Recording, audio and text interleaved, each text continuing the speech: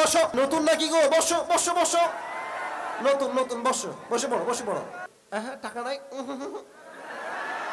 বিষয় শোনেন, এখানে যারা আসছেন আজকের মাহফিলে আপনাদের বউ আছে কার কার? একটু হাত তুলেন তো।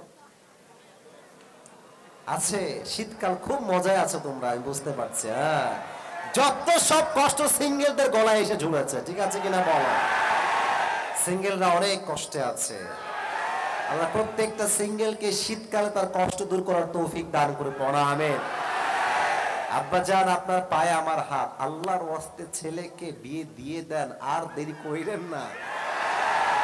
এই শীতকালে যার বউ নাই তার জীবনে আসলে কিছুই নাই গো যুবক ভাইরা। প্রত্যেকটা বাপকে আমি পায়ে হাত রেখে বলছি, স্লোগান হবে একটা, আমি বাপ তোকে বিয়ে দিব, আমি হালাল চাই, আল্লাহ জামিনে আমি হারাম নিয়ে বাঁচতে চাই না। যুবক ভাইরা,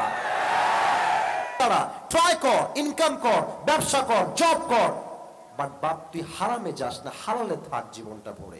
আমি বিশ্বাস করি এই স্লোগান যদি দেশের প্রত্যেকটা বাবার হয়ে যায়, ওয়াল্লাহে এই দেশের 80% যুবক জেলার থেকে বেঁচে যায়। যুবক ভাইরা, আল্লাহ আব্বাজানদেরকে বোঝার তৌফিক দান করুন, সকলেই পড়া আমিন।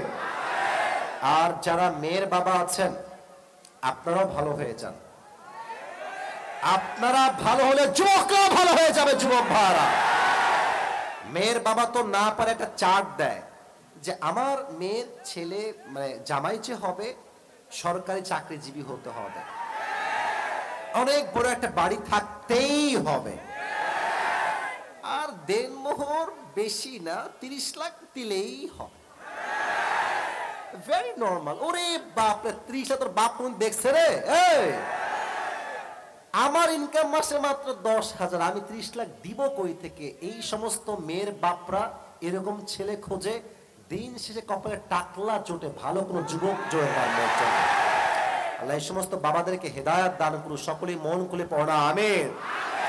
আর মেয়েদের কথা বললে মেয়েরা আমার উপর রাগ করে, তাও আমি একটা কথা না বলে পারছি না। এই মেয়েদের একটা ট্রেন্ড হয়েছে, জামাই হওয়া লাগবে টাকাওয়ালা, তাহলে নাকি সব সুখ পাওয়া যায়। ওই দিন একটা মেয়ে ফেসবুকে পোস্ট করেছে, আমাকে একজন স্ক্রিনশট দিয়েছে। মেয়েটা লিখেছে যে বাটপার তো সবাই হয়, তো টিনের ঘরে কান্না করার চাইতে বিএমডব্লিউ তো কান্না করা অনেক। বাটপার নাম্বার 1। এরা হচ্ছে উপরে পুরোটাই ফিটফাট, ভিতরে পুরোটাই সদরঘাট। যুবক, বাট আমি আজকে কোনো কথা বলতে ভয় পাই না। আমি মনে করি জীবন একটা, বাঁচলে এই জীবন থাকবে, মরলে আল্লাহর কাছে শহীদ হয়ে যাব। যুবক ভাই, ঠিক কি না বলো?